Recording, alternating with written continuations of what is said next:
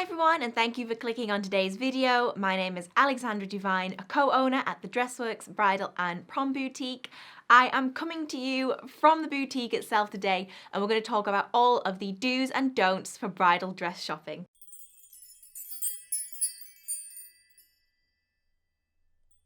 So we'll start with a do. So, do. Keep an open mind.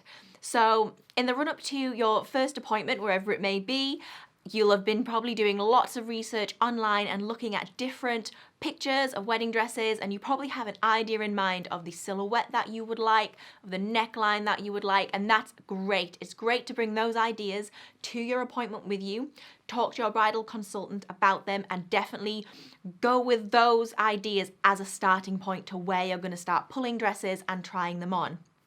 However, we say to keep an open mind because bridal dress shopping is not the same as going, shopping for regular clothes on a high street. And a lot of times brides will come in with a picture of something that they like and they will leave with the absolute opposite. Because it's the kind of thing where unless you've tried different styles, you're not going to necessarily know how they suit you on your body, your hair color, your eye color, your skin tone, all those different things. Okay, so our first don't for wedding dress shopping: don't start wedding dress shopping until you have your venue and wedding date booked. So this is because when you go to pick out your dress, you're pretty much going to style your dress to your venue and the season in which it's taking place. So for example, if you are getting married in December, it's a winter themed wedding, you're probably not gonna go for the same type of dress as somebody who is getting married in the summer at a destination wedding where it's going to be boiling hot. There's those kind of things to consider, and the different styling of your venue. So it's definitely best to wait until you have your wedding venue and date booked before you start wedding dress shopping, so you can tie those things in together. Our next do is to take anyone who you want as part of your decision-making team, take them with you to every single appointment. Now, this is really important because you might go shopping one day and the boutique or the store that you go to might, for instance, have a sample sale or a trunk show, or it might be that it's an outlet where you might go in not expecting to find anything at all, so you haven't took those key decision makers with you. It might be your mum or your sister or your best friend or a different family member, a bridesmaid, whoever it is that you want to help make the decision with you.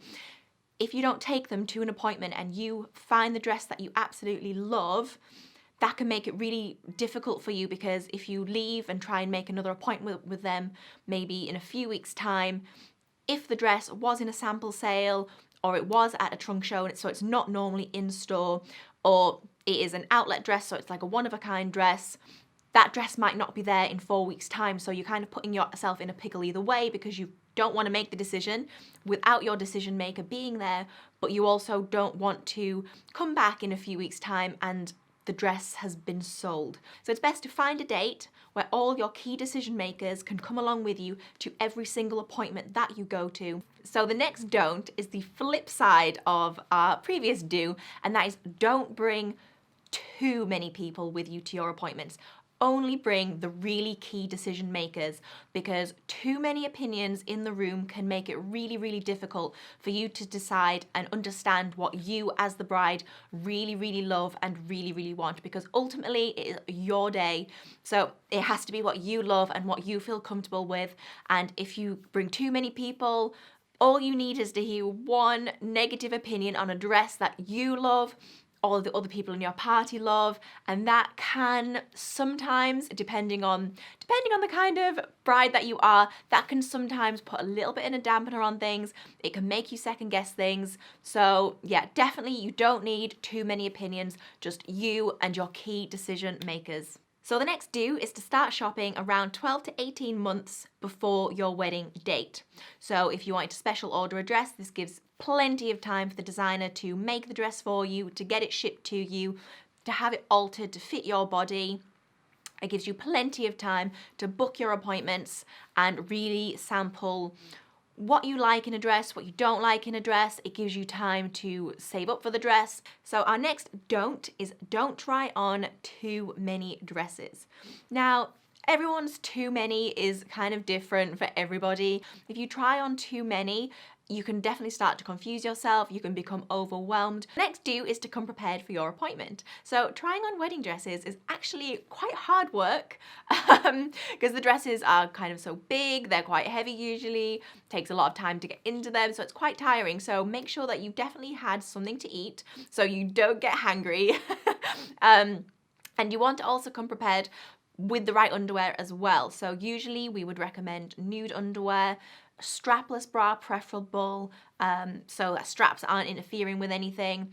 Ideally, if you're happy to take your bra off, that's also better as well, because the dresses do come fitted with their own bras and structure in them already. Now, a question that we do often get asked is about shapewear.